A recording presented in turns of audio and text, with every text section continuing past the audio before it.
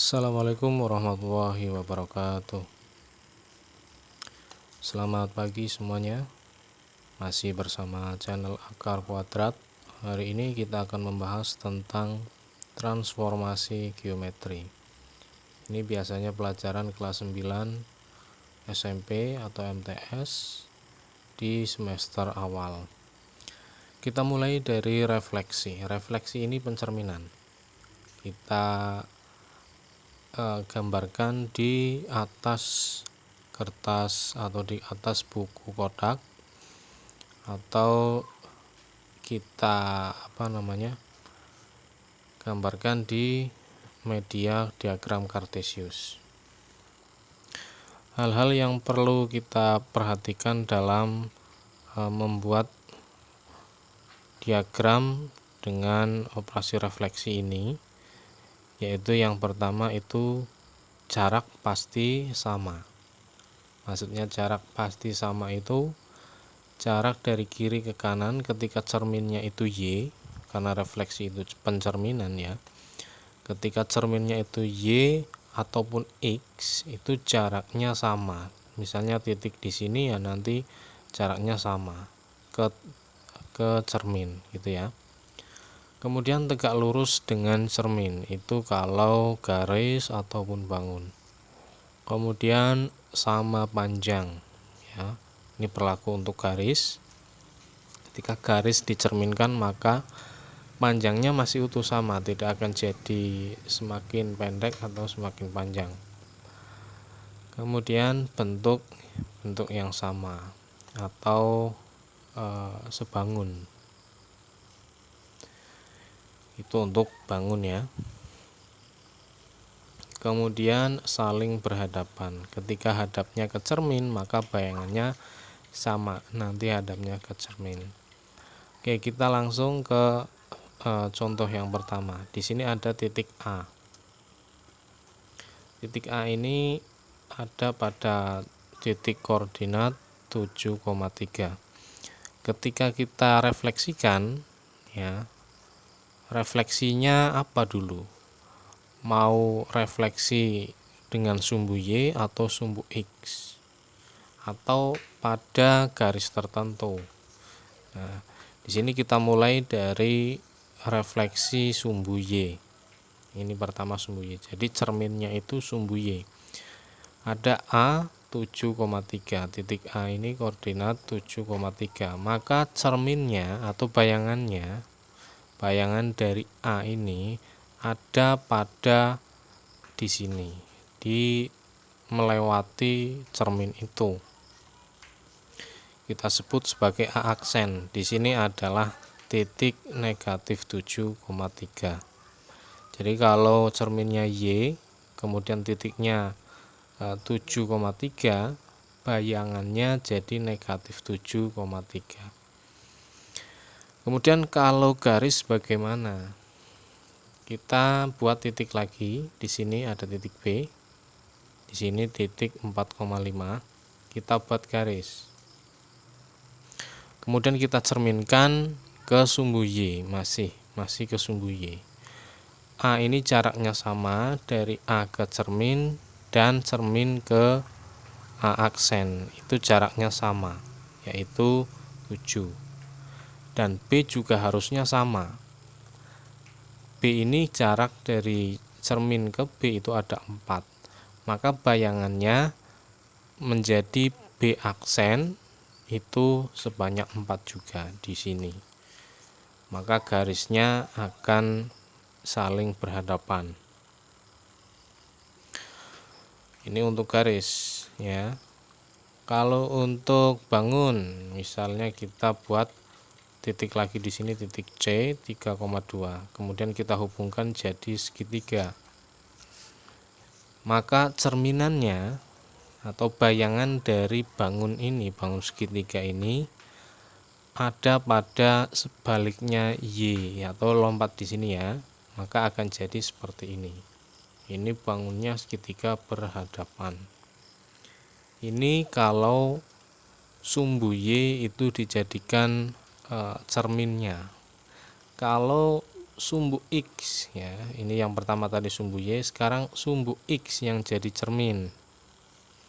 Kalau sumbu X yang jadi cermin dengan bangun segitiga seperti ini, maka kita refleksikan akan menjadi seperti ini, saling berhadapan dengan panjang sisi yang sama, besar sudutnya juga sama. Ya. Itu untuk refleksi pencerminan. Titik-titiknya ya harus sesuai, jaraknya harus sesuai. Kalau kalian menggambar dengan skala sentimeter ya, satu angka ini 1 cm, maka ya harus sama. Dari C ke X atau C ke cermin X itu 2 cm, maka X ke C aksen juga sama, harus 2 cm. Itu refleksi. Kalau refleksi ini kemudian cerminnya ada di luar sumbu X atau sumbu Y, misalnya ada di X sama dengan 1 ya, X sama dengan 1, di sini ada garis X sama dengan 1, maka ketika dicerminkan, jarak dari titik itu ke cermin atau X sama dengan 1 ini berapa. Kemudian letak bayangannya juga harus sama, jaraknya antara cermin dengan suatu titik itu ya, itu untuk refleksi. Selanjutnya kita ke translasi. Translasi ini pergeseran. Kita masih menggunakan diagram Cartesius. Yang perlu kita perhatikan yaitu kalau garis atau bangun itu pasti sejajar, karena ini cuma bergeser ya. Garis ketika ditranslasikan hasilnya pasti sejajar ataupun bangun gitu ya. Kemudian sama besar sama panjang, sama pendek gitu ya. Jadi tidak akan jadi lebih panjang atau lebih pendek atau lebih besar, luasnya masih utuh sama, kelilingnya masih utuh sama, itu kalau bangun. Karena translasi ini hanya pergeseran. Kalau ada bangun kemudian bergeser, maka sebanyak apapun titik itu pada bangun ya bergeser semua dengan pergeseran yang sama. Kita langsung ke contoh, ada titik A 7,3 di sini. Kita translasikan ke T negatif 6,1. Ini gesernya ke negatif 6,1. Ini ada sama-sama titik ya. Di sini titik yang akan kita cari bayangannya, dan sini titik translasi. Ada X dan Y, X-nya 7, Y-nya 3. Di sini juga ada X-nya negatif 6, Y-nya 1. Maka untuk mentranslasikan A ini, titik A ini, bisa menggunakan titik translasi ini sebagai penjumlahan. Misalnya 7 ditambah negatif 6. Ya, ini sama-sama X, 7 dan negatif 6. 7 ditambah negatif 6, maka hasilnya 1. Dan 3 ditambah 1 hasilnya 4. Maka titik translasinya atau bayangannya ada pada 1,4. Ya, itu kalau perhitungan. Kalau kita lihat kemudian ada garis-garis yang seperti ini ada negatif 6,1, berarti ke kiri 6 dan ke atas 1, karena ini X ya. Yang depan X negatif 6 itu ke kiri, kalau positif berarti ke kanan.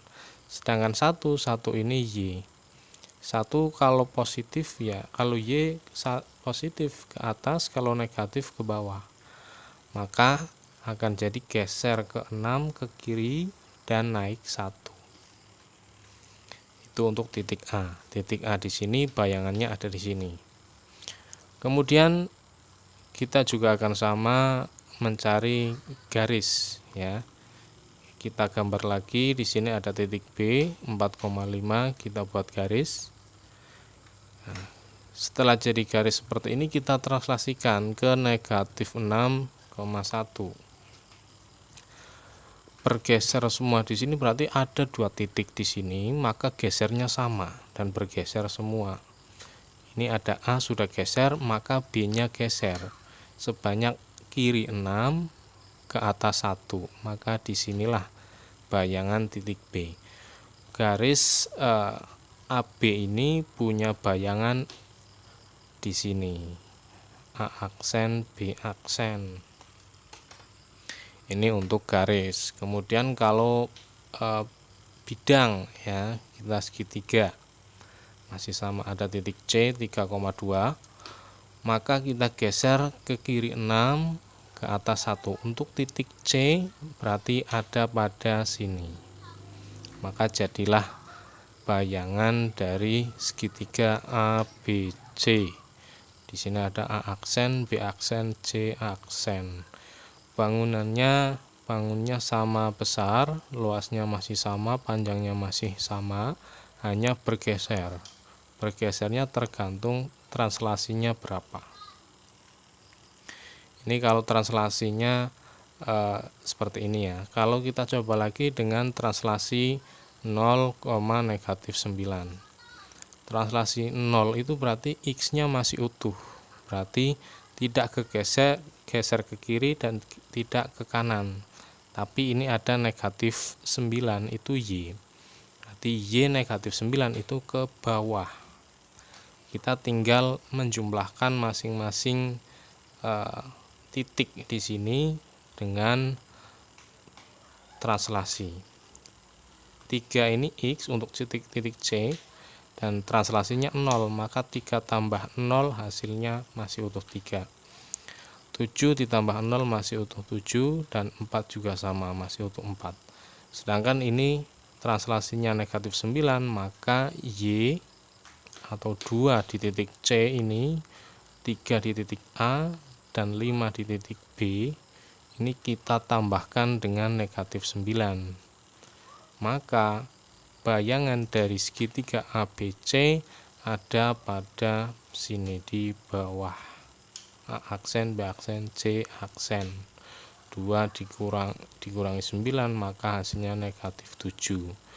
Berarti tidak sesuai karena di sini negatif 9 nanti jadi negatif 9, tidak. Karena di sini ada 2 di atas, maka turunnya 9 garis. Itu ya. Ini pergeseran translasi. Kemudian selanjutnya ada rotasi atau perputaran. Kita masih menggunakan diagram Cartesius karena ini akan mempermudah. Yang perlu kita ingat dalam rotasi, yang pertama berlawanan dengan jarum jam. Jadi untuk besarnya sudut itu kalau positif berlawanan jarum jam ya, tapi kalau negatif baru searah ya gitu. Kemudian sama besar, bangunannya masih utuh sebangun, tapi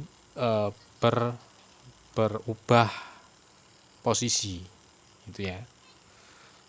Kita mulai dari titik A, ada 7,3 masih utuh, ini sama seperti dari awal tadi, refleksi, translasi, dan rotasi. A masih utuh di sini. Kemudian ketika kita rotasikan sebanyak 90 derajat, kalau dengan perhitungan ini tinggal kita balik. 7-nya ada di depan, 3-nya ada di belakang, maka kita lompat 90 derajat, karena di sini kuadran 1, 90 derajat ada di kuadran kedua, lompatnya ke kuadran 2. Maka akan jadi kita balik 37 ya, 3,7. Di sini 3,7 tapi melihat pada kuadran ini. Karena 3 di sini di kuadran yang sini itu negatif, maka akan jadi negatif 3,7. Kalau untuk mempermudah lagi tapi dengan alat yang banyak, maka kita akan pakai penggaris busur sebanyak 90 derajat dari titik ini. Kita ukur dari titik pusat 0,0 di sini, kemudian 90 derajat, maka titiknya akan pindah di sini. Kalau garis itu bagaimana? Kita buat titik lagi B. Di sini kita buat garis. Garis AB akan punya bayangan ketika rotasinya 90 derajat menjadi seperti ini. Ini akan saling tegak lurus, ya. Garis, kalau garis kemudian dirotasikan maka akan saling tegak lurus dengan catatan rotasinya 90 derajat. Kalau 180 derajat itu akan jadi sejajar. Kemudian kalau bangun di sini ada C, kita buat bangun segitiga.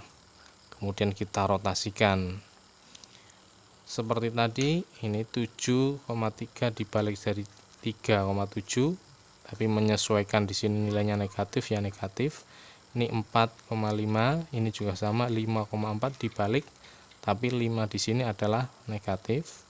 Dan ini 3,2, maka kalau dirotasikan 90 derajat maka akan jadi 2,3, dimana 2-nya itu negatif, mengikuti di sini ya. Ini biasanya kita mulai dari sini 0 derajat sampai 90 derajat, 90 sampai 180.